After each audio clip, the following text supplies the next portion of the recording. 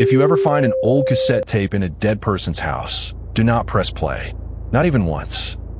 Some voices wait for you to listen, and then they learn your name. My name is Sarah. I am 26, and 3 months ago, I found my mother's voice trapped inside a plastic box the size of my palm. Bye for now. Please, just listen to the whole thing before you decide I'm crazy. By the end, I thank you.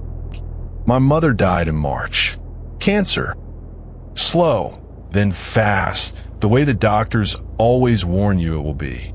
Her last words to me were soft, almost a whisper.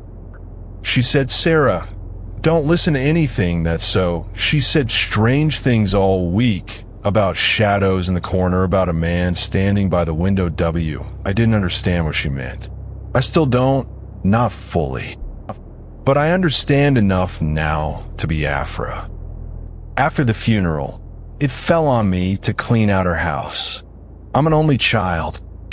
My father left when everything smelled like her perfume, like old paper, like dust settling on furniture that hadn't been closed to donate, furniture to sell, photographs to keep. It was slow, heavy work, the kind that makes your chest hurt, even when your hands are just folding S. On the 5th day, I went up into the attic. I hadn't been up there since I was a kid. Maybe 10-year boxes were stacked everywhere, some so old the cardboard had gone soft and brown at the corners. The old baby clothes folded so small they looked like they belonged to a doll. Photo albums with plastic, a box of my father's old vinyl records, which surprised me. I thought she'd thrown out everything. It was old, dark wood with a little brass clasp gone green with age. It wasn't locked. Inside, sit no label, no writing anywhere on it. Just a plain black cassette, the kind you'd find in a bargain bin, but it wasn't dusty like everything else in that attic. It looked clean, almost new, like someone had placed it there recently, even though the box around it looked like it had been sealed. I don't know why, but I picked it up and held it to my chest for a moment. The way you'd hold something told me my mother had touched this last, that her fingers had been the last fingers on it. I know that now. I think somewhere underneath all my grief, some small animal part of me already knew that too, and I didn't have a cassette player. Nobody does anymore.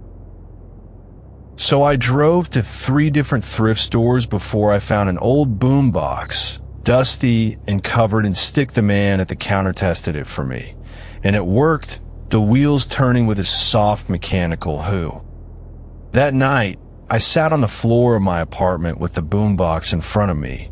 The tape already low, probably an old mixtape, or maybe my mother reading me a bedtime story from when I was small. Yes, at first, there was only static, the hiss of old tape running through old machinery, that gray sound soft, warm. Exactly as I remembered it, down to the small catch she always had in her throat when SH. "Sarah," the voice said, "my sweet girl, if you're listening to this, then I'm already gone, aren't I? I'm sorry. I wanted more time. I always wanted more time with you." I started crying immediately. It felt like a gift, like she had left me one more conversation hidden away from me to find when I end. It was beautiful. It was exactly what a grieving daughter would want to hear. It felt like being raw. The tape ran for about 10 minutes before it clicked off on its own, the reels stopping with a soft. I listened to it 3 more times that night. Each time, it felt like a hug from beyond the grave. I fell asleep on the floor of my living room with the boombox still sitting beside me, the small aura. The next evening, I wanted to hear her voice again. I made tea, sat on the floor in the same spot, then her voice. But something was wrong. "Sarah," the voice said, "my sweet girl, did you sleep well last night? You always used to toss and turn when you were anxious about something. I could always tell, even WH. I froze, my tea cooling in my hands. I had tossed and turned the night before. Actually, no, wait, this was a different conversation entirely, a new one, layered on top of the old one like a second C. The voice continued. I know you found the wooden box in the attic. I know you drove to 3 stores you cried because it had a stain on it, and I told you nobody would notice, and you didn't believe him. My hands went cold. The tape clicked off again, exactly 10 minutes in. Same as before, the click sounding almost polite. I didn't sleep that night. I sat awake in bed with all the lights on, staring at the boombox, sitting silently on my dresser. Faye. In the morning, sunlight helps. It always does. Fear that feels enormous at 3 in the morning, SHR. Maybe the tape had multiple tracks, and the player was randomly choosing which one to play. Like I asked if she knew anything about a cassette tape my mother might have recorded before she died. Ma, instead, some strange, hopeful part of me wanted to believe it really was magic that my mother had. That afternoon, I did something I probably shouldn't have. I went to the library and looked through. It was from almost 40 years ago, barely 2 paragraphs long, buried on page 9 of a local paper. I stared at that clipping for a long time. I told myself it meant nothing. Coincidences happen. Oh, but I wrote down the name anyway, Eleanor Voss, on a scrap of paper I folded into my pocket, an ID. Before that, though, curiosity got the better of me one more time. I found the old address listed. FO, sad. Maybe the way old houses look when nobody has loved them in a long time, but ordinary. And old, he looked at me for a long moment. The way you look at someone when you're deciding how much truth tea. Then, in the last year of her life, something changed. She stopped coming outside during the day. Talking like a conversation, he said, leaning on his rake.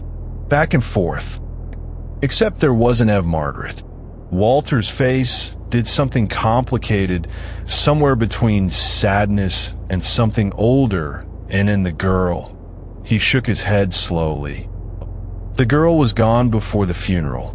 Family came, and you'd think a person would come back, even once, to visit a grave. She never did, or maybe she never. That night's recording started the same way, static than her voice. Sarah, it said, you called D. I never told anyone about you and me. Not really. Some things are just between a mother and her dog. It was still my mother's voice, exactly her pitch, exactly her softness. But underneath it, their W, didn't you pray for it some nights after I got sick? Didn't you lie in bed and beg whatever's list? I know things now that I never knew when I was alive, the voice said. I know you didn't visit me. I forgive you. I forgive you for all of it, sweetheart. Doesn't that feel good to hear? Doesn't that I reach for the stop button, my hand hesitating over it for one long, terrible second. Some deep, all of them. Things I had never told a living soul. Things I was ashamed of. Things I had buried so. I threw the tape and the boombox into a garbage bag that night, tied it shut in 3 separate knots inside. The boombox and the tape completely undamaged, like nothing had ever happened to them.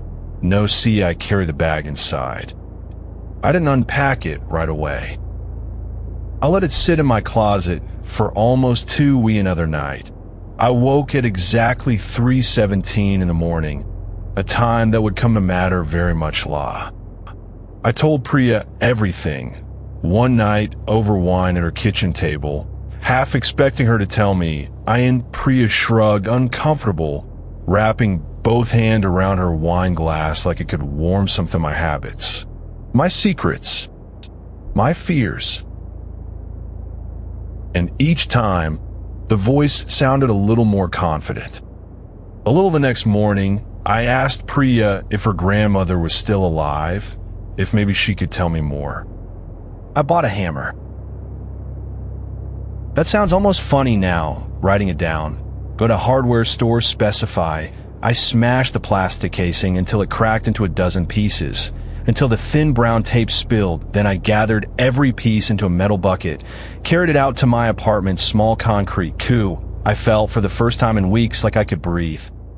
I went home and took the longest shower.